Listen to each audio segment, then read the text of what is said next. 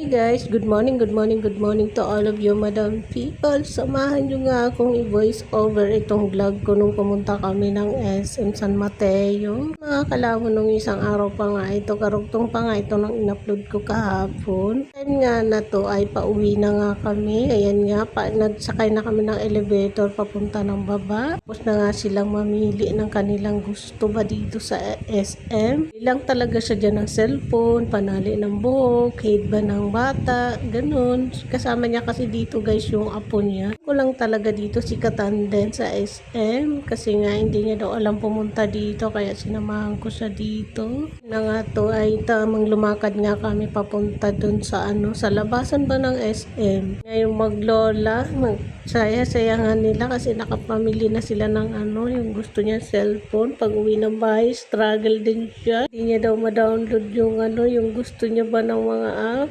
Sobrang inis niya mga guys kasi may warranty man yung cellphone niya. Tinapon niya yung box. Sabi ko sa kanya, wag mong itapon kasi in case na ibalik natin yan, at least may may box ba? No choice, sabi niya, wala na siguro. Siguro guys, wala nang balik-balik yan kasi gusto niya naman yung cellphone. So ayan nga yung dalawa. Lumakad nga kami dito sa hallway na to palabas ng SM. Nagtamang vlog-vlog nga ako dito sa paligid. Medyo marami din na tao pero hindi gaano. Maaga pa nga ito.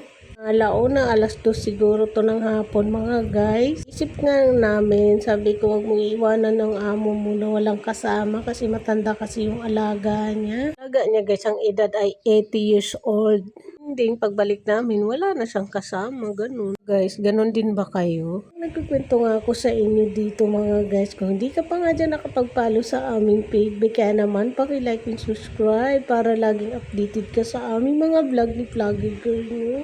Mga subscriber namin, maraming thank you sa inyong lahat. Sa walang sawa yung panunood sa amin kahit paulit-ulit lang dito sa village namin. Naman kasi kami mga guys, kaya pagpasensyahan nyo na yung vlog namin ni Vlogger Girl nyo kung paulit-ulit dito sa village namin, maglakad-lakad, sabay yung mga aso. Na lang guys yung maisipan ko kasi nga guys, mahirap talaga maghanap na content para sa inyo. Nananawa na nga kayo na paulit-ulit na lang village, aso, kasama ko. Mag-alala guys, abang-abang lang kasi mayroon tayong pupuntahan. Pangasa ngayon, nagbabalak pa nga lang kami ng kaibigan ko. Sana nga matuloy kami. Nagkukwento nga ako sa inyo mga guys. Ito nga, nakalabas na nga kami ng SM. Ito nga yung harapan ng SM. Diyan kay ate, mag-overpass na lang tayo kasi may kasama man kasi kaming bata. Mahirapan kaming tumawid. Kasi dito guys, pasulpot-sulpot yung mga sasakyan kasi mahirap magtawid kapag hindi ka sa overpass talaga tumawid. Kasi sabi ko kay ate, mag-overpass na lang tayo kahit malayo, kahit tirik ba si Haring Araw. Gora kami dito guys sa overpass na to ng SM. So ayun nga yung dalawa. Sabi ko, halika na, dito na tayo sa overpass dumaan. Ipaglaban natin yung sarili niya dyan na magtawid-tawid dyan, bunuan buhay dyan. Sabi ko sa kanya, buhis buhay ba? Bunuan buhay. Buhis buhay mga guys. Sorry na nga kung hindi ko na nga alam yung sasabihin ko sa inyo. Yan na nga guys, yung tirik na si Haring Araw. Kami nagpayong niyan kasi nga mahangin. Dinilipad yung payong namin. Baka matangay ba si kalamon nyo mapunta sa'yo.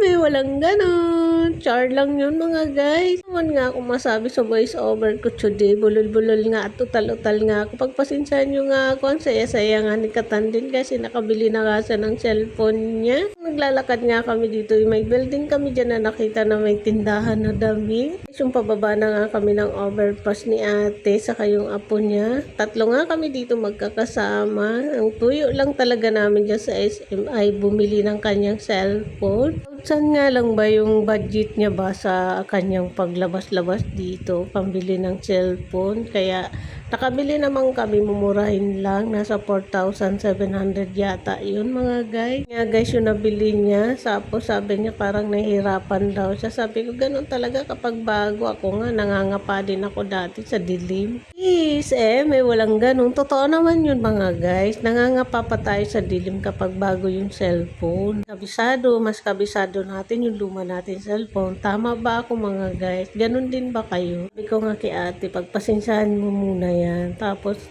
talagang na-stress daw siya nung dumating sa bahay kasi hindi niya daw niya magamit yung cellphone. Kasi guys, paano mariregister kasi wala man siyang ID.